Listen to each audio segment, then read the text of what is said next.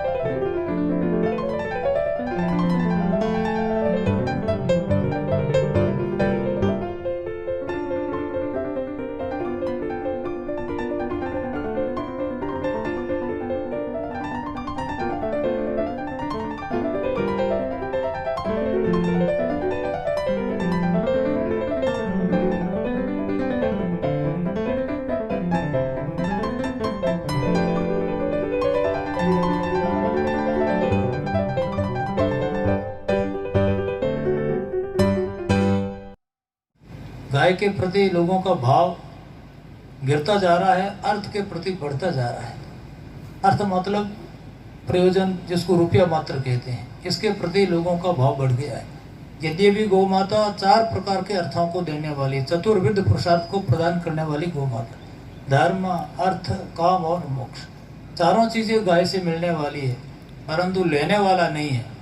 ले नहीं सकते तो क्या करें। अब गाय जैसे दूध, थन में दूध हुए, बछड़ो तो दूध पिए और सिंचड़ जानवियों को खून पिए, बिन ठाकुर भी दूध पिए हुए, बिन लेने दूध पीने की कदर को नहीं हुए।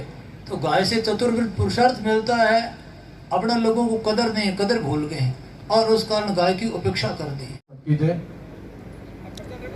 पूज्य पथमेड़ा महाराज जी की वेद लक्षणा गो यात्रा, उनके सानिध्य में राजस्थान के प्रथम चरण के 10 जिलों की यात्रा प्रारंभ होकर के बाड़मेर की धरा पर आज प्रथम चरण का समापन है।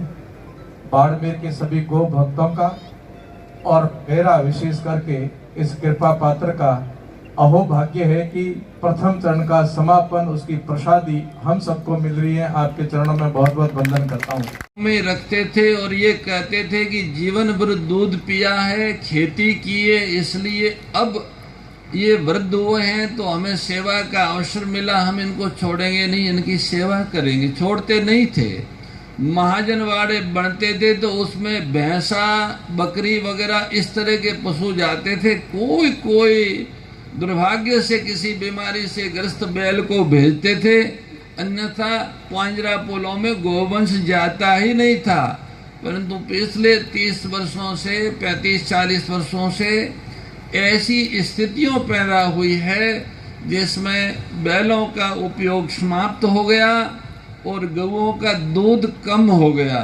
ऐसी परिस्थिति गौ माता के सामने किसी भी समय नहीं आई होगी। रावण के राज्य में भी और दुर्योधन के राज्य में, कंस के राज्य में भी गौओं के लिए ऐसी परिस्थिति नहीं आई।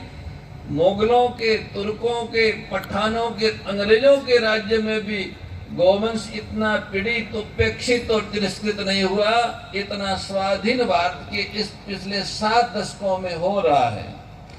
ये बहुत बड़े दर्द और पीड़ा की बात है। स्वाधीन भारत का शासन समाज के हाथ में है। समाज के द्वारा चयनित जनप्रतिनिधि ही शासन की व्यवस्थाएं देखते हैं और देश तथा प्रदेश के विकास की नीतियां बनाते हैं। उन शासकों के द्वारा जो नीतियां बनती है उनसे जो कुछ पुण्य और पाप होता है उसका 90% भाग जनता को ही मिलता है, क्योंकि जनता के पेट में से शासक पैदा होते। पहले रानी के गर्भ से राजा पैदा होते थे और अब तो जनता के गर्भ से राजा पैदा होते हैं। तो जनता माँ है और शासक उनके पुत्र हैं। उनके पुत्रों के द्वारा किया गया अपराध 90% जनता भुगती है। वह उनके पुत्र नाबालिग है। अगर उनको अतीत के इतिहास का ज्ञान नहीं है और भविष्य के जीवन का भान नहीं है तो वे बालक है।